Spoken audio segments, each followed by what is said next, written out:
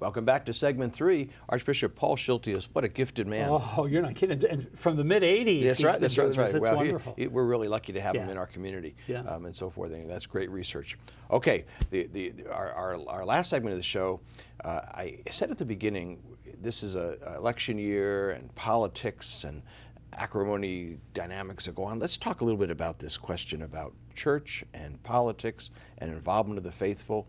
You know, I think there's sometimes confusion is people throw out statements like separate church and state and so forth. But actually, faith and involvement in society are united, aren't they? They sure are. And this will be good, Brian. So in 8 minutes, we're going to try to solve this. I can't wait. Exactly.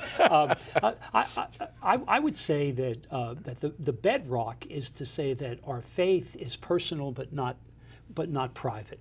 It's personal, absolutely. But that our faith, if it doesn't touch the lives of others, if we don't participate as good citizens, that faith can be empty.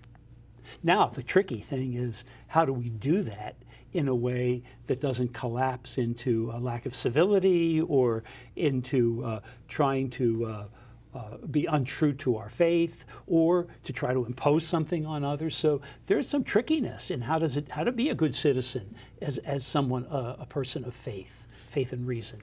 You know, sometimes people say, well, oh, talking about politics can also be fun and let's debate this, but it gets to be such sometimes even hostile. Debating things doesn't have to be that way. No, it doesn't.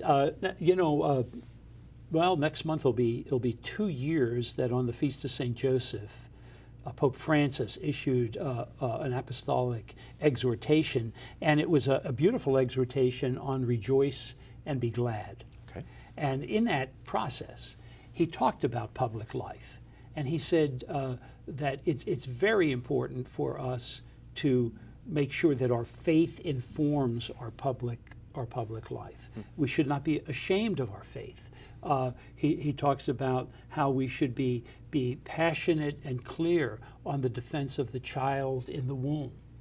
He said that equally sacred is the way in which we care for those who are poor and homeless and refugees, immigrants. The bottom line being, God made each one of us in his image and likeness. And for us to kind of check our faith at the door when we are voting or are participating in public life would be a sham. It would relegate our faith to a very narrow, almost irrelevant aspect of our life. So I think the bishop's document, which maybe later in the year we'll talk a little bit more about forming conscience in faithful citizenship.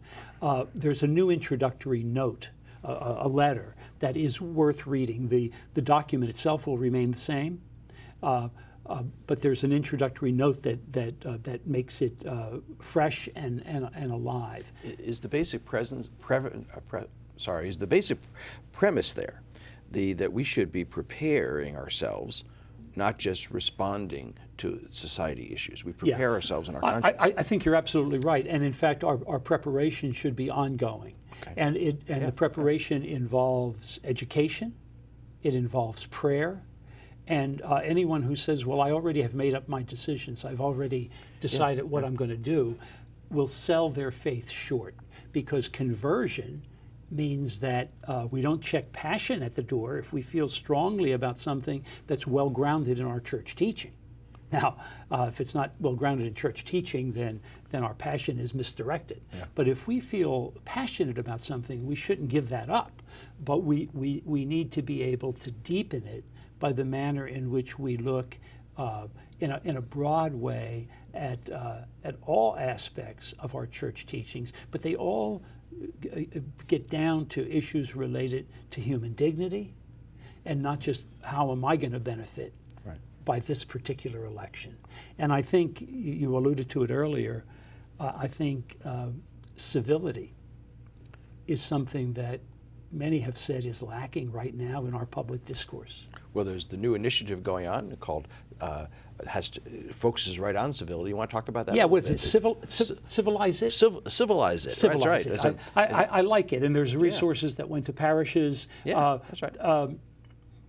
Brian, I'm going to talk again about I did not too long ago about my high school experience. I was on the debating club. And one of the first things we were told on the debating club is the weakest argument you can have is what was called ad hominem, meaning against the person. So that if you say something that I think is wrong, the weakest argument is for me to attack you as a person. I should be looking at the issues. I should be respectfully, even if I might disagree with you on something, I should respectfully understand that you have a dignity that God has given you. I need to talk not about the person, but about the issue itself and why I think this is important, and to try to persuade that person. That's what a good debater would do. Today, unfortunately, everything seems to be filled with attacks on the person. Yeah. And it's frustrating to me as an old debater, because I think we're not getting to the issues. We're just trying to attack people. And by the way, it's coming from all quarters. Some people would say, well, if so-and-so just stopped doing it, no one else would know. This idea of not being civil is coming from pretty much all quarters. So the U.S. bishops have come up with the idea of, let's take responsibility beginning with our own homes and our own parishes in being civil in the way we treat others.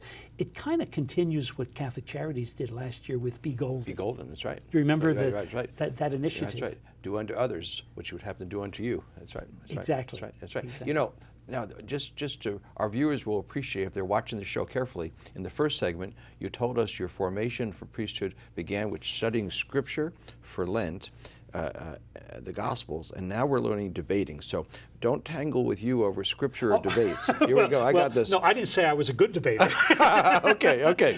But I think the principles are there. And sure, but they taught you. What it basically said was, be a public person.